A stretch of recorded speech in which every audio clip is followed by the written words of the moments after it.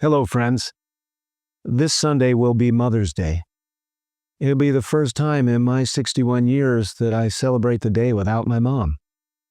And that is a great loss to me. I was always hoping that I'd have a little bit more time to understand her, to kind of probe the history of her side of the family, and to get to know her as an adult Christian. Most of you realize from listening to me preach through the years that during my formative childhood moments, she was not a practicing Christian. She still had many wonderful values and was principally committed to them. She taught me hard work, respect for authority, commitment, and sticking with what I started. She was a lady that had a deep sense of fairness, and I just cannot say enough good about all the things she did to prepare me for meeting Jesus. Of course, she's the one that required me to go to that Christian school. And it was as if she had done everything she could to get me ready for the major baton handoff of the next developmental stages of my life, which were handled by a couple Christian teachers. My mom was not an easy parent to reckon with for those teachers, but the teachers were patient and prayerful and wise. And in the end, my mom supported the choices I made, and I can still remember where I was when she told me she wanted to get baptized.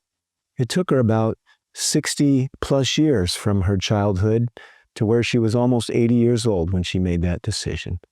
When she died on January 1 of this year, I can still remember New Year's Eve when I got the message she probably wouldn't live through the night. I called her up. It was one of the saddest moments in my life. But I have great hopes that I'll see her in the resurrection. Jesus allowed her to fall asleep during a very difficult time of my life. But I know that God does all things well. And my message to you on this Mother's Day is make sure you let the people know, in spite of their mistakes. Somehow we have this idea that people are supposed to be perfect. The truth is every generation makes its own mistakes, but I'm so thankful for my mother who was committed to doing the best she knew how for her kids. So let those people know in your life how much you treasure them and value them, especially the mothers, the grandmothers, the aunties. Go out of your way and remember the greatest treasures are the people you're making this journey with. So thank you for taking a few moments to listen, and don't get caught up in the superficialities of life.